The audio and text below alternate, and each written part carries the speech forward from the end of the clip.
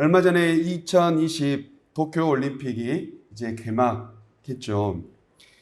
코로나19로 인해서 역사상 유례 없는 무관중, 무환호, 그래서 모든 것이 선수들끼리만 치러야 하는 유례 없는 올림픽이 치러지고 있습니다. 스포츠 경기는 개인 선수의 실력이 승패를 좌우합니다. 그런데 감독의 용병술이 승패를 좌우하는 경우도 있죠. 함께 조직력을 갖춰서 해야 하는 축구나 농구나 야구나 배구 같은 조직력을 중요하게 여기는 이런 경기들은 개인의 실력도 중요하지만 팀워크를 이루고 또한 이 팀워크를 어떻게 잘 조율하느냐, 전술을 잘 짜는 이 감독의 용병술이 승패를 좌우하기도 합니다. 감독은 상대 팀의 전략을 분석하죠. 그래서 상대 팀의 전략을 파악하고 분석해서 그것에 예측을 하여 이 예측에 어떻게 해야 우리가 이길 수 있을까 하고 준비를 합니다. 그 예측에 적중해서 용병술로 승리를 거두면 그렇게 승리를 많이 거둔 감독들을 우리는 명장이라고 부릅니다. 여러분, 하나님은 명장 중에 명장입니다. 그렇게 믿으십니까? 우리 옆에 있는 분들에게 이렇게 고백하시고 선포하실까요? 하나님은 명장 중에 명장이십니다. 아멘. 왜요? 하나님의 전술은 예상을 벗어난 적이 없기 때문입니다. 하나님은 이 세상을 창조하시고 이 세상의 역사를 주관하시며 끝에는 하나님의 구원이라고 하는 하나님의 선하신 계획이 이루어지면은 한치의 오차가 없어요. 하나님은 모든 것을 주관하셔서 모든 것을 이끄시는 분, 세상의 처음과 세상의 끝이 다 하나님의 손에 들려 있기에 하나님은 명장 중에 명장입니다. 하나님의 예상과 하나님의 예측은 한치의 오차도 없습니다. 오늘 본문에 있는 1절 말씀 우리가 함께 읽어봅니다. 여호와께서 그의 기름 부음을 받은 고레스에게 이같이 말씀하시되 내가 그의 오른손을 붙들고 그 앞에 열국을 항복하게 하며 내가 왕들의 허리를 풀어 그 앞에 문들을 열고 성문들이 닫히지 못하게 하리라. 아멘. 하나님께서는 하나님의 그 전략을 세워 가시기에 하나님께서 창조하신 이 세상을 구원의 길로 이끄시기에 한 사람을 지목하여 선택하십니다. 그게 바로 고레스라고 말합니다. 하나님께서는 고레스에게 기름 부음받아 세웠다라고 말하는데요. 고레스는 이스라엘의 왕이 아니라 페르시아의 왕이에요. 그러니 하나님께서 선택하신 하나님의 백성에게 기름 부어 왕을 세운 게 아니라 하나님을 알지 못하는 이방 왕에게 기름 부어 그를 세우셔서 자기 백성 이스라엘을 구원의 길로 인도하신다라고 하는 거죠. 여러분, 하나님께서 기름 부어 세웠다라고 하는 사람들은 크게 세 부류로 나뉩니다. 대제사장, 선지자, 왕. 그런데 이 불에 속하지 않은 이방의 왕을 기름 부었다라고 하는 건 역사상 유례 없는 일이고 역사상 있을 수 없었던 하나님의 계획하심. 그래서 많은 사람들, 특별히 이스라엘 백성들은 이 하나님의 전술을 이해하지 못해요. 그래서 그들은 하나님 앞에 불만을 토로합니다. 어떻게 하나님께서 선택하신 이스라엘 백성 중에 왕을 집지 않으시고 왜 하나님을 알지 못하는 이방의 왕에게 기름을 부어서 하나님의 백성을 구원하게 하십니까? 도무지 하나님의 전략을 저는 이해할 수 없습니다. 불만을 토로하는 거예요. 그래서 그 불만의 토로에 하나님께서 대답을 하시죠. 그게 바로 오늘 본문의 9절부터 10절입니다. 하나님께서 뭐라고 대답하세요? 함께 읽어봅니다. 질그릇 조각 중 한 조각 같은 자가 자기를 지으신 이와 더불어 다툴진대 화 있을진저 지늘기 토기장이에게 너는 무엇을 만드느냐 또는 내가 만든 것이 그는 손이 없다 말할 수 있겠느냐 아버지에게는 무엇을 낳았소 하고 묻고 어머니에게는 무엇을 낳으려고 해산의 수고를 하였소 하고 묻는 자는 화 있을진저.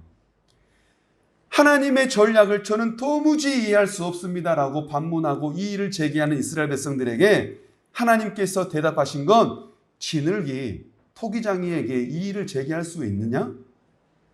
아이가 부모에게 왜 나를 낳았느냐고 이 일을 제기할 수 있느냐? 그럴 수 없다. 토기장이는 진흙의 주인이고 아이는 부모에게 낳은 자녀이니 그렇게 이 일을 제기하여 거꾸로 반문할 수 없다라고 하는 것 하나님께서 말씀해 주십니다. 그러니 하나님이 이스라엘 백성 중에 선택하여 왕으로 선택하여 기름을 붓지 않고 이방 왕 페르시아의 고레스에게 기름을 부어 하나님의 역사를 이루어 가겠다라고 하는 하나님의 전략에 이 일을 제기하지 말라. 도대체 하나님의 이 뜻을 알 수 없으니 하나님의 뜻이 뭡니까? 반문하지 말라는 거예요. 이것은 무엇을 의미합니까? 하나님의 절대 주권을 말합니다. 따라해 보실까요? 하나님의 절대 주권. 하나님의 절대 주권, 하나님의 절대 권한이 드러난 본문이 오늘 본문 7절에도 있어요. 하나님의 절대 권한이 어떻게 나타나는지 우리 7절을 보면서 함께 깨달아 봅시다. 시작. 나는 빛도 짓고 어둠도 창조하며 나는 평안도 짓고 환난도 창조하나니 나는 여호와라. 이 모든 일들을 행하는 자니 하였노라. 아멘. 나는 여호와라. 이 모든 일들을 행하는 자다. 뭐예요? 빛도 짓고 어둠도 짓고 평안도 짓고 환난도 짓고. 하나님은 이 세상에 있는 모든 것들을 다 하나님의 손안에 둘 수 있다는 거예요. 고대는 각각 영역을 주관하는 신들이 있습니다. 그래서 바다신, 하늘신, 태양신, 다산신, 그 신의 영역이 그 영역에만 한정돼요. 바다신은 바다에만 영역이 있고, 산신은 산에만 그 영역이 있고, 하늘신은 하늘에만 영역이 있고, 다산신은 다산 내에만 영역이 있어요. 그러니 고대에는 신들이 모든 영역이 다 있어야 해요. 그래서 신이 수많아요. 그런데 그 영역을 신들은 서로 넘나들지 않아요. 딱 자기 영역만. 곧 여름에 휴가 가지 않습니까? 바다로 가시는 분들은 바다 신에게 절해야 되고, 산으로 가는 분들은 산 신에게 전을 해야 되고, 비행기 타고 해외로 가는 분들은 비행기 신에게 절을 해야 돼요. 이런 경우가 생긴다는 거예요. 신이 너무나 많고 그 영역을 서로 넘나들지 않으니 신의 능력이 어때요? 제한적이에요. 신의 영역이 제한적이에요. 그런데 우리가 함께 읽었던 7절 하나님의 말씀 가운데 하나님을 뭐라고 말하세요? 하나님은 빛도 짓고 어둠도 창조하며 평안도 짓고 환난도 짓는다. 무엇을 말합니까? 하나님의 영역은 제한되지 않는다는 거예요. 하나님은 세상 모든 것의 주인이시다.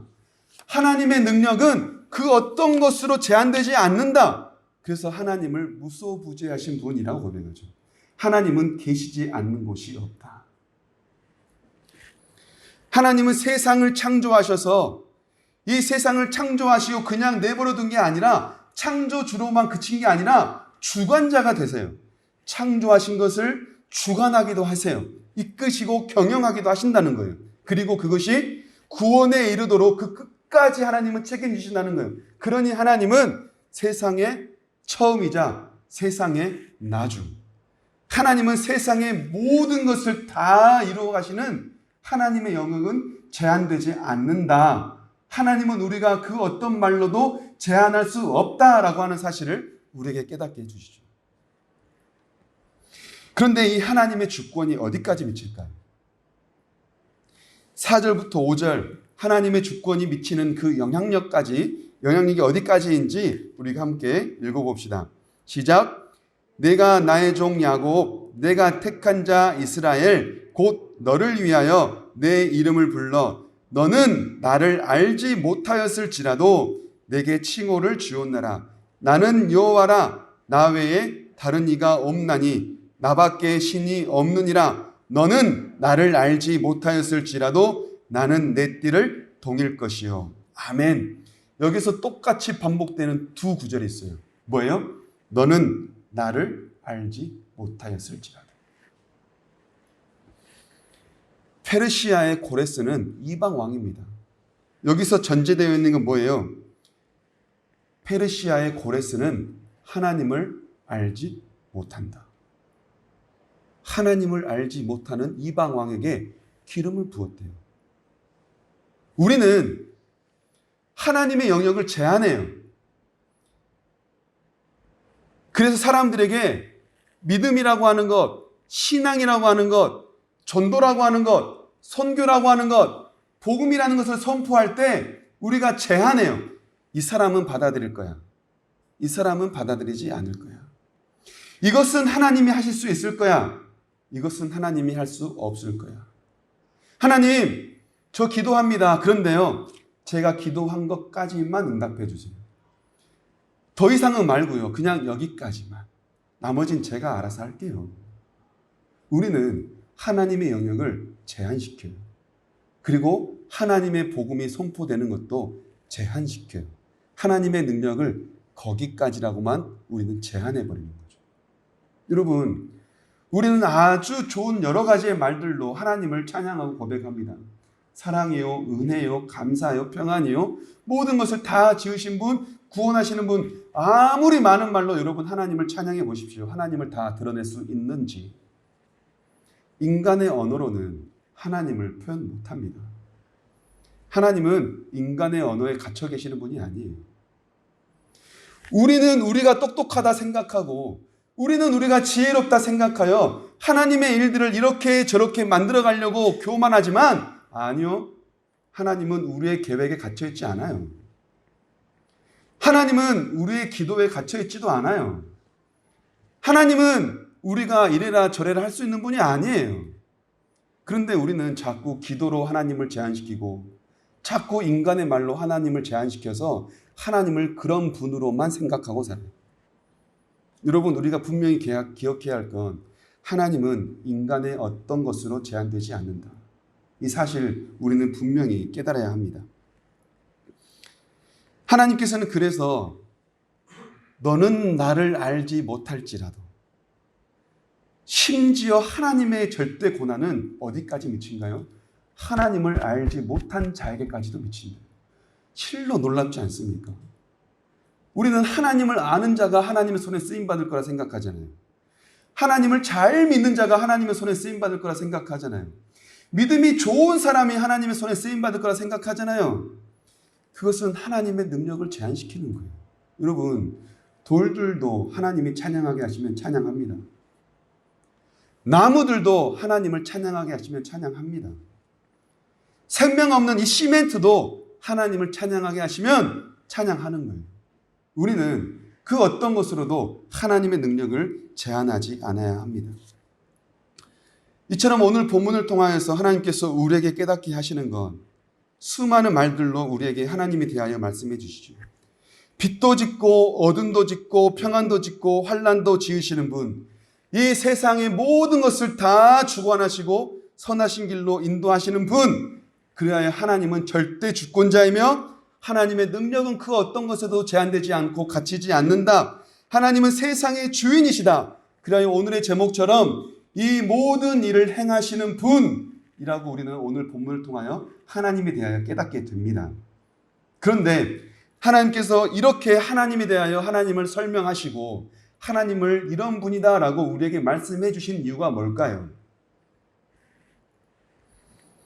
따라해 볼까요? 하나님의 절대 주권을 인정하고 하나님을 따라라. 아멘. 이 말씀을 통하여 하나님께서 우리에게 주시는 한 가지의 교훈은 하나님의 절대 주권을 인정하고 하나님을 따르라는 거예요. 지금 이스라엘 백성들은 나라가 풍비박산이 났습니다. 다 불에 타버리고요. 이제 포로로 잡혀가요. 하나님이 과연 우리의 신이신가? 하나님이 과연 우리를 지으신 분이 맞는가? 하나님이 우리를 구원하신다 했는데 그 다윗의 때가 정말 오기는 올 것인가? 많은 사람들이 하나님의 능력 앞에 실망을 해버리고 두려움과 걱정과 염려 가운데 그냥 두려움과 걱정이 아니에요. 나라가 폭삭 망해버렸고요. 사람이 죽어나가요. 포로로 잡혀가게 생겼어요. 모든 게 끝장났어요. 그런 상황에서 하나님이 정말 계신가? 라고 하는 그 의문을 가지고 있는 이스라엘 백성들에게 하나님 말씀하시는 거예요. 너희는 나에 대해 의문을 갖지만 나 여기 살아있다. 두려워하지 말라. 내가 너와 함께 할 거야. 그러니 나만 믿고 따라와. 하나님이 그래서 이렇게 말씀해 주시는 거예요. 반드시 내가 너희를 구원할 것이니 너희는 모든 것을 나에게 다 맡기고 하나님을 인정하고 하나님을 따르라 라고 말씀하시는 거예요. 여러분, 하나님을 따른다는 것, 하나님께서 오늘 이 말씀을 통하여 우리에게 요구하시는 한 가지는 하나님께 모든 것을 내어 맡기고 그 주권을 인정하며 하나님을 따르라는 건데, 그러면 하나님을 따르는 게 뭘까요? 뭐가 하나님을 따르는 겁니까? 그것은 옛사람을 씻어내고 새로운 사람을 입는 겁니다. 옛사람을 벗어버리고 새로운 옷을 입는 거예요. 에베소서 4장 22절에서 24절 이렇게 말씀하시는데요. 우리 함께 읽어봅니다. 시작. 너희는 유혹의 욕심을 따라 썩어져가는 구습을 따르는 옛사람을 벗어버리고 오직 너희의 심령이 새롭게 되어 하나님을 따라 의와 진리의 거룩함으로 지으심을 받은 새 사람을 입으라. 아멘. 하나님께서 우리에게 말씀하시는 나를 따르라 라고 하는 이 말씀 속에는 옛구습, 옛사람을 벗어버리고 너희의 욕심을 따라 살았던, 옛날의 습관을 따라 살았던 그 모든 옛사람을 벗어버리고 이제는 새 사람을 입으라. 하나님을 따라 새 사람을 입으라. 그래서 옛사람을 벗어버리고 새로운 옷을 입는 게 바로 하나님을 따라가는 거예요. 이렇게 하나님을 따라가는 것, 저는 여호수아서 3장에서 이 하나님을 따라가는 이런 모습을 찾아봤습니다. 여호수아 3장 3절부터 4절입니다. 하나님을 따라가는 모습 어때야 하는지 우리가 그것을 연상하면서 한번 이 말씀을 읽어보는데요. 한번 읽어봅시다. 시작. 백성에게 명령하여 이르되 너희는 레위 사람 제사장들이 너희 하나님 여호와의 언약궤에 매는 것을 보거든 너희가 있는 것을 떠나 그 뒤를 따르라. 그러나 너희와 그 사이 거리가 2000규빗쯤 되게 하고 그것에 가까이 하지는 말라. 그리하면 너희가 행할 길을 알리니 너희가 이전에 이 길을 지나보지 못하였음이니라 하니라. 아멘. 이 말씀 속에 있는 건 뭐냐면 이스라엘 백성들이 이제 요단강을 건너 하나님이 약속하신 약속의 땅에 곧 가게 됐어요. 약속의 땅에 가려면 강을 하나 건너야 하는데 그게 바로 요단강이에요. 그래서 이스라엘 백성들이 제1의 출애굽이 한 번 있었죠. 요단강을 건넌 건 우리는 제2의 출애굽이라고도 말합니다. 뭐냐면 홍해를 건너고 요단강을 건넌 이 사건 속의 영적 의미는 뭐냐면 강을 건너므로 강 건너에서 이전에 살았던 이전의 삶을 씻어내고 이제는 강에서 올라와 새로운 삶을 사는 것이 바로 이 영적 의미예요. 홍해를 건너고 요단강을 건넌다고 하는 영적 의미는 강을 건너기 전에 이전의 삶을 강을 건너므로 깨끗하게 씻어내버리고 물로 보내버리고 이제 새롭게 올라와 이제는 새로운 삶을 살게 하는 거예요. 그러면 요단강을 건넌 건 뭐예요? 이전에 살았던 이스라엘 백성들의 애굽 생활, 여전히 버리지 못했던 그 애굽 생활에 이어졌던 광야 생활, 이 모든 것들을 요단강을 건너므로 깨끗하게 씻어버리고 이제는 약속의 땅에서 뭐예요? 새로운 사람을 입어 새로운 삶을 살게 한다는 것이 바로 이 요단강을 건너는 영적 의미라는 거예요. 그런데 이 요단강을 건널 때 이들에게 어떻게 건너야 하는지 우리가 방금 읽었습니다. 어떻게 건너야 하는지 말씀을 해주셨는데 그것을 우리가 좀 더 쉽게 이해하기 위해서 세 번역으로 한번 읽어보실까요? 한번 읽어봅니다. 시작. 당신들은 레위 사람 제사장들이 주 당신들 하나님의 언약궤를 들어서 매는 것을 보거든 진을 철수하여 제사장들의 뒤를 따르시오. 당신들이 이전에 가보지 않았던 길을 가기 때문에 제사장들이 당신들이 가는 길을 안내할 것이요. 그러나 당신들과 언약궤 사이는 2000쯤 거리를 띄우고 그 궤에 가까이 가지 마시오. 아멘. 이스라엘 백성들이 하나님을 따를 때 어떻게 따라야 하는지, 이 강을 건널 때 어떻게 건너야 하는지 하나님께서 미리 말씀해 주셨어요. 어떻게 따르라는 거예요? 제사장들이 메고 있는 그 언약궤를 따르라는 거예요. 제사장들이 언약궤를 메고 앞장서 갈 때 이 길은 지금까지 가보지 않은 어려운 길이고 처음 가보고 낯선 길이니 그 길을 언약궤를 메고 있는 제사장들이 안내할 겁니다. 그러니 제사장의 뒤를 잘 따라가십시오 라고 말해주는 거예요. 하나님을 따른다는 것 뭘 말하겠습니까? 하나님을 바라보고 따라가는 거예요. 근데 그 하나님을 누가 메고 있어요? 제사장들이 메고 있어요. 제사장의 뒤를, 특별히 그냥 제사장이 아니라 어떤 제사장이에요? 언약궤를 메고 있는 제사장이에요. 우상을 메고 있는 제사장 아니에요. 세상을 지고 있는 제사장 아니에요. 하나님을 지고 있는, 하나님의 언약궤를 지고 있는 제사장의 뒤를 따라가라. 이것이 바로 하나님께서 나를 따르라라고 주신 하나님의 말씀이라는 겁니다. 여러분, 교회에는 여러 직분이 있습니다. 그 중에 목사라고 하는 직분이 있죠. 말씀을 가르치고 성찬을 집례하고 성부와 성자와 성령의 이름으로 세례를 베풉니다. 성도들을 목양하고 바른 신앙으로 살아갈 수 있도록 성도들을 지도합니다. 칭찬과 격려를 아끼지 않지만 때로는 훈계도 할 수 있습니다. 하나님께서 목사에게 기름을 부으셔서 교회를 이끌어갈 수 있도록 하셨기에 성도들은 바로 이 목사를 교회의 지도자 삼아 목사를 따라가기도 하며 때로는 목사와 함께 가기도 해야 합니다. 요단강을 건너는 이 이스라엘 백성들이 언약궤를 어깨에 짊어지고 있는 제사장의 뒤를 따라간다 할 때 이 언약궤를 메고 있는 제사장, 오늘날 우리가 생각해 보면 교회에 기름 부어 세워진 목사라고 할 수 있습니다. 목사는 예수님의 십자가를 어깨에 짊어지고 갑니다. 목사는 하나님의 말씀을 어깨에 짊어지고 갑니다.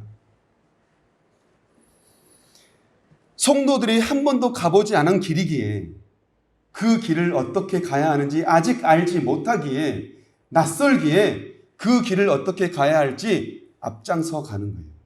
그러면 목사는 앞장서 가기 때문에 어떤 일이 생길까요? 풀을 헤치기도 해야 하고요. 나무를 베어내기도 해야 하고요. 강을 건널 때 뗏목을 만들어내기도 해야 하고요. 뒤에 따라오는 성도들이 넘어지지 않도록 물을 또는 비를 또는 눈을 또는 얼음을 깨기도 해야 하고요. 미리 그 길을 열어 헤쳐놔야 돼요. 그래야 뒤를 따라오는 성도들이 넘어지지 않고 잘 따라올 수 있어요. 성도들이 이렇게 목사의 십자가를 지고 있는 또는 하나님의 말씀을 지고 있는 또는 하나님의 임재를 상징하는 언약궤를 지고 있는 이 목사의 뒤를 따라올 때 성도들이 반드시 해야 할 게 있습니다. 뭘까요? 목사가 십자가를 지고 언약궤를 지고 하나님의 말씀을 지고 그 험난한 길을 파헤치고 갈 때 지치지 않도록 기도하는 거예요. 목사가 지쳐가지고 말씀을 떨어뜨리면, 목사가 지쳐가지고 십자가를 떨어뜨리면, 목사가 지쳐가지고 언약궤를 떨어뜨리면 여러분들은 볼 게 없어져요. 왜? 여러분 목사를 따르는 게 아니라 목사가 지고 있는 십자가를 따르는 겁니다. 제가 여러분들에게 나를 따르시오 하면 저 이단돼요. 저는 여러분들에게 저를 따르라고 말하지 않아요. 제가 지고 있는 하나님의 말씀을 따르라고 말합니다. 제가 지고 있는 십자가를 보고 따르라는 거예요. 제가 지고 있는 하나님의 언약궤를 보고 따르라는 거예요. 그러면 저를 잘 따라오기 위해 여러분들이 해야 할 건 뭘까요? 저를 잘 보기도 해야겠지만, 제가 짊어지고 있는 그것을 잘 보기도 해야겠지만, 그것을 쥐고 있는 그 힘이 더 이상 붙이지 않도록, 더 이상 지치지 않도록, 자빠 넘어지지 않도록, 그리고 잘 파헤쳐 갈 수 있도록, 잘 헤쳐나갈 수 있도록 함께 기도하고 중보해가는 거예요. 목사는 성도들이 잘 볼 수 있도록 깨끗한 말씀, 거룩한 말씀, 하나님의 진리의 말씀, 하나님의 모습 있는 그대로 거짓 없는 하나님의 모습을 짊어지고 가고, 여러분들은 그 목사가 흔들림 없이 하나님의 말씀만, 하나님만, 십자가만, 다른 것이 아니라 오직 그것만 붙들고 갈 수 있도록 기도하는 것. 목사는 그렇게 앞장서 가고 성도들은 그렇게 뒤따라 함께 가는 것. 이게 바로 목사와 성도의 하나됨이에요. 그냥 따라오는 거 아니에요. 그냥 앞장서 가는 거 아니에요. 그렇게 함께 하나가 되어 갈 때 여러분 요단강을 건널 수 있습니다. 또 한 가지, 이 요단강을 건널 때 우리에게 중요한 한 가지가 더 있습니다. 4절에서도 이렇게 말씀하셨죠. 제가 읽어볼게요. 아까 읽었으니까. 그러나 너희와 그 사이 거리가 2000규빗쯤 되게 하고 그것에 가까이 하지는 말라. 그리하면 너희가 행할 길을 알리라.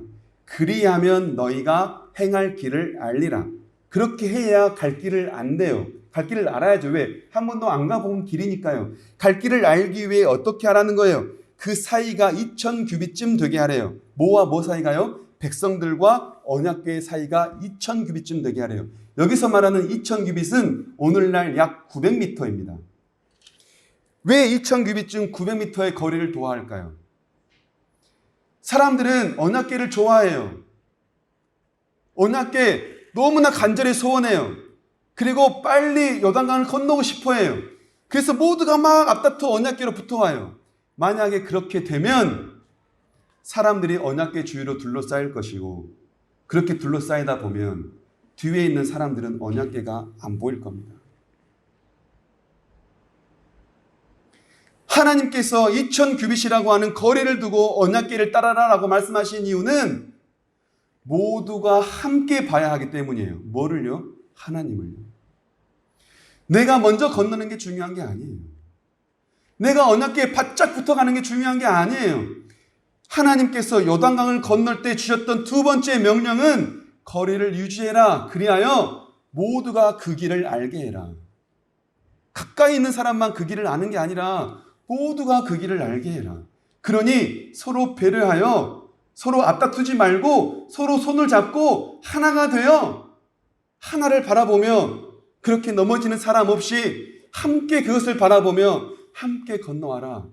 이것이 바로 하나님께서 언약궤를 바라보라고 말씀하신 하나님의 두 번째 이유입니다. 교회의 하나됨은 뭡니까? 앞다투는 것이 아닙니다. 교회의 하나됨은 함께 가는 거예요. 요단강, 누가 요단강에 오래 있고 싶겠어요? 곧 물이 넘칠 텐데. 누가 요단강에서 힘들게 살고 싶겠습니까? 빨리 요단강 올라가고 싶죠. 가나안 땅 빨리 가고 싶죠. 누구나 다 그렇지 않겠어요? 중요한 건 빨리 가는 게 아니라 함께 가는 거예요. 이것이 바로 하나님께서 주신 교회의 비전입니다. 교회의 하나됨입니다. 왜 우리는 이렇게 하나가 되어야 할까요? 왜 하나님께서는 이렇게 하나 되어 요단강을 건너라고 말씀하십니까? 요한 1서 4장 20절부터 21절 하나 되어야 하는 이유를 우리에게 말씀해 주시는데요. 함께 읽어봅니다. 시작. 누구든지 하나님을 사랑하노라 하고 그 형제를 미워하면 이는 거짓말하는 자니 보는 바 그 형제를 사랑하지 아니하는 자는 보지 못하는 바 하나님을 사랑할 수 없느니라. 우리가 이 계명을 주께 받았나니 하나님을 사랑하는 자는 또한 그 형제를 사랑할지니라. 아멘. 하나님께서 우리에게 사랑해라고 하신 가장 큰 이유는 하나님의 계명이기도 하지만 하나님을 사랑한다고 말하면서 형제를 사랑하지 않으면 하나님을 사랑하는 게 뭐가 돼요? 거짓돼요. 형제를 사랑하지 않으면서 저 하나님 사랑해요 라고 말한다면 여러분 그것은 거짓이에요. 하나 되지 못하면서 저 하나님과 하나 되고 싶어요. 하나 되지 못하면서 하나님이 저의 주인이에요. 형제 자매가 하나 되지 못하면서 하나님이 저의 아버지예요. 하나님과는 하나 되기 원하면서 공동체가 하나 되지 못하면 하나님과 하나됨이 거짓될 수 있어요. 하나님께서는 그래서 우리에게 하나 되라고 말씀하시는 거예요. 우리 깃들이는 교회가 이제 앞으로 많은 일들을 해야 합니다. 이제 구제 사역도 할 것이고 선교 사역도 하면서 이런 문제처럼 나라와 민족을 위해 기도할 때는 기도해야 할 것이고요. 앞장서야 할 때는 많은 부분들을 우리가 앞장서야 할 거예요. 그런데 이것 많이 하면 뭐합니까? 이게 중요합니까? 구제하고 선교하는데 우리 안에서 사랑하지 못하고 구제하면 그거는 울리는 꽹과리와 똑같아요. 알맹이 없어요. 하나님 그거 원하실까요? 아니요. 하나님께서 우리에게 원하시는 건 서로 사랑하라. 그리고 그 사랑의 권세로, 그 사랑의 능력으로 함께 나아가라.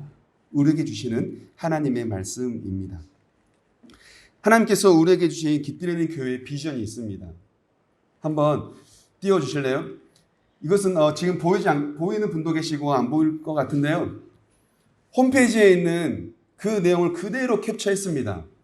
홈페이지에 들어가서 보신 분은 이런 게 있었다는 것을 아실 것이고 아직 들어가 보지 않으신 분은 이런 게 있었나 하실 것이고 홈페이지에 들어가면 깃들이는 교회 처음 방문하신 분을 위해서 안내지입니다 라고 안내지가 있어요. 그 안내지에 보면 이 내용이 들어있어요. 우리가 예배 시간에 항상 외치잖아요. 뭐라고 외칩니까? 깃들이는 교회는 한번 해볼까요? 띄워주실래요? 혹시 저만 할까봐 한번 해봅시다. 시작. 깃들이는 교회는 기도로 깨어있는 교회, 말씀으로 성장하는 교회, 사랑으로 화목한 교회, 복음으로 살아가는 교회, 위로와 회복과 소망이 있는 교회입니다. 아멘. 이거 왜 만들었습니까?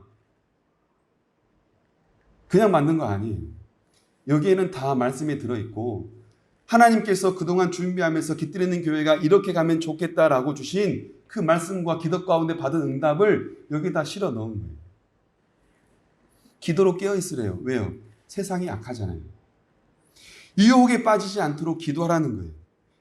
우리는 말씀으로 성장해야 합니다. 밥 먹고 살찌고 키 크고 이것은 육체가 크는 거지만 우리의 영이 성장하기 위hen 하나님의 말씀을 먹어야만 해요. 하나님의 말씀 먹지 않고 성장할 수 없습니다. 그래서 디모데후서 3장 16절 분명히 말합니다. 하나님의 사람으로 온전하게 하고 모든 일을 감당할 수 있게 온전한 사람으로 세우게 하는 건 다른 게 아니라 말씀이다. 사랑으로 화목한 교회. 초대교회의 모습입니다. 서로 통용하고 필요한 물건을 내 것이라 여기지 않고 남의 것에 따라 얼마든지 나눠주며 복음으로 살아가는 교회. 이렇게 기도로 깨어있고 말씀으로 성장하고 사랑으로 화목한 교회를 이루었다면 여기 안에서만 지지고 볶지 말고 이제는 뭐예요? 살아내라는 거예요. 어디에서요? 일터에서. 어디에서요? 가정에서. 어디에서요? 학교에서. 이 세상에서 그렇게 복음으로 살아가라. 기도로 깨어있고 말씀으로 성장하고 사랑으로 화목한 것을 교회 안에서만 하지 말고 복음으로 살아내라. 밖에 나가서 그렇게 그리스도인이라 별명을 얻으라 라고 하는 것을 우리에게 주신 거예요. 복음으로 살아내야 돼요. 이렇게 우리가 무장되어 있다면 우리가 할 건 뭡니까? 우리가 먼저 위로받아야겠죠. 우리가 먼저 위로받아야 되잖아요. 우리는 수많은 삶 가운데 수많은 상처를 안고 살아가잖아요. 위로받아야죠. 회복돼야죠. 소망 품어야죠. 그러면 거기서 끝납니까? 아니요. 내가 위로받고 내가 회복되고 내가 소망을 가졌다면 이제는 누군가를 위로해줘야 되고 이제는 누군가를 회복시켜줘야 되고 이제는 누군가가 소망을 갖도록 해줘야 해요. 우리가 먼저 위로받고 우리가 먼저 그렇게 나아가 소망을 얻었다면 이제는 그것을 들고 나아가 이 세상을 품고 나아가야 해요. 이게 바로 하나님께서 우리에게 주신 위로, 회복, 소망의 사명이에요. 사명. 하면 하고 말면 마 아니에요. 사명이에요. 죽는 그날까지 목숨 바쳐 해야 할게요. 사명이에요. 그러면 이것을 하기 위해 우리가 어떻게 해야 할까요? 그냥 막 열심히 하면 됩니까? 열심히 해야죠. 뭘 열심히 해야 할까요? 세 가지의 우물해야 합니다. 뭐예요? 말씀을 배우고 사랑으로 세우고 그리스도인 다워야 해요. 그래서 배움, 세움, 다움. 말씀을 우리가 배워서 무장해야 하고요. 말씀을 배워서 성장해야 하고요. 사랑으로 서로를 세워줘야 하고요. 사랑의 공동체를 이루어야 하고요. 그리스도인 다워져야 해요. 그리스도인, 하나님을 알고 하나님을 믿고 하나님을 전하는 자로서 그리스도인, 하나님 안에 또는 내 안에 하나님이 그렇게 살아가야 해요. 그게 바로 하나님께서 우리에게 주신 실천의 세 가지예요. 우리는 이것을 향해 나아갑니다. 깃들이는 교회가 해야 할 건 바로 이거예요. 교회를 위해 기도하실 때 이것을 위해 기도하십시오. 하나 되어 나아갈 때 이것을 보고 나아가십시오. 하나님께서 우리에게 주신 이 사명을 하나 되어 나아가는 저와 여러분 모두가 될 수 있기를 간절히 원합니다. 우리 찬양하시면서 기도하기 원합니다.